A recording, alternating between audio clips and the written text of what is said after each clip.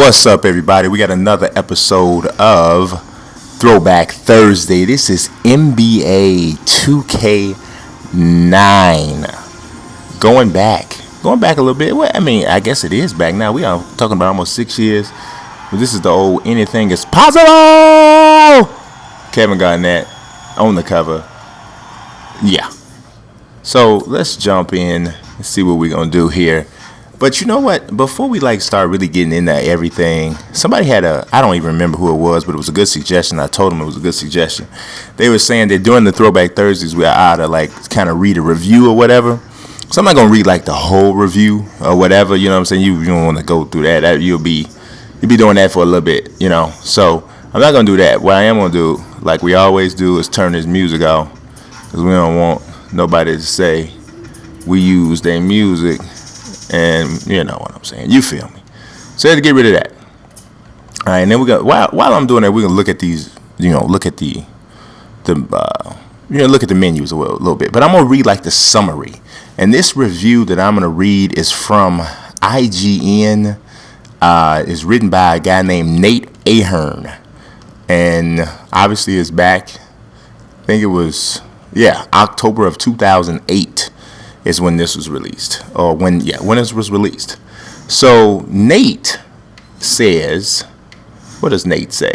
Let's get to this. Nate says that NBA 2K9 is a basketball game for the purist out there and has plenty for diehard basketball fans to enjoy. At a price of $19.99, I can almost forgive the absence of multiplayer, which wasn't there this time, especially when you consider how much game there is still to play. There are tidbits built in to appease casual fans, but there's no question that with things like bird years making their way into this year's game, that 2K9 is made for aficionados. Even still, anyone who has seen a pro game will be able to find the similarities and the finite details that make NBA 2K9 the best game in town. So it was clear, even back at this time, that this was the best team. This was the best game. Also, just looking at the ratings, IGN gave it a 7 in presentation, an 8.5 in graphics, an 8.5 in sound, an 8.5 in gameplay, and a 6 in lasting appeal. The overall rating was an 8, which is great on their scale. So now, this is the thing, that $19.99, I know y'all heard that. Can you imagine the NBA 2K15 was $19.99 when it came out? That would have been a bit amazing. Look here, but on Association, you could only play for 8 teams, not 32 like you can now. All of this stuff is pretty much the same. Injuries, you could do fantasy draft, you could edit prospects, because this was after the whole thing with the NBA college hoops going away. You could still customize the league. You could change all of that stuff. So that's pretty much the same as it is now. You did a season. You could still only play for 8 teams. Some people like to play for more. Some of the stuff that I do, being able to play for more is better. So, see, playoffs. We're talking about playoffs? Playoffs? I just can't help but say that word and not do that. Rookie challenge. You could play just the rookie challenge. So, yeah, that's that. You had the practice mode, tutorial, free throws, run plays, situation. I miss this because, if you wanted to set, I used to want to do, series and stuff, right, where, you set up, a situation for a last-second shot or something like that, or you want to, try to come back from a big deficit and just want to set up something crazy. I wish they would bring situation settings back. I mean, it's not a huge deal, but I kind of miss it. Managing the roster, all this stuff. Create a team. Come on now. We missed that. I need that back. Can we get that back? I need that back. I need that back in my life. Here we got all of this stuff, which is pretty much a clutch factor. That they kind of got that with the signature, with the badges this year. So, I mean, yeah, period. They kind of got that. So, that is what that is. Now, we saw what the game modes were. We're just going to jump into a quick game. Who do I want to roll with? The Celtics were good. The Lakers was good. The Bulls were not. Look at that offense. Mercy, heaven help us. That offense was not good, was it? Who are we going to roll with? I'm going to go with the Bulls, though. Because that's just what I do. That's what I do. Look at these, the old legends. They took out the 50s, 60s legends. And then, some of these, Like that, they could have put those back then. The international all stars, draft class years here. Well, Team Jordan. I always thought this was an absolute waste. Well, what is that? What is the point of that? What is the point of that? What's the point of that? We'll go against LeBron. Yeah, we'll go against this LeBron squad. I think it was like, what was this like? This was like his last year in Cleveland, wasn't it? Yeah, I believe it was. There he is. Oh, and then they got the live action stuff. LeBron. Oh, yeah, bad. They say young and inexperienced. What this really means is bad. Yeah, just means bad. Just means bad. That's all. LeBron. Now, see, this was one of the first years that they really started bringing the lifelike guys. Look, I mean, that looks pretty good. That's young LeBron. Look at that, man. That ain't too bad. And we had, oh, I forgot about this. Had Kevin Harlan and Clark Kellogg out there on the court. I forgot about that. All right, y'all can get off the court now. They just standing at half court looking real dumb. They're real dumb. Uh-oh. Now, this an old disc. Say it ain't so, Joe. So check it out. Didn't know that this was scratched. So it's a lot of you're going to see a lot of abbreviations here. I kept trying to restart the game up.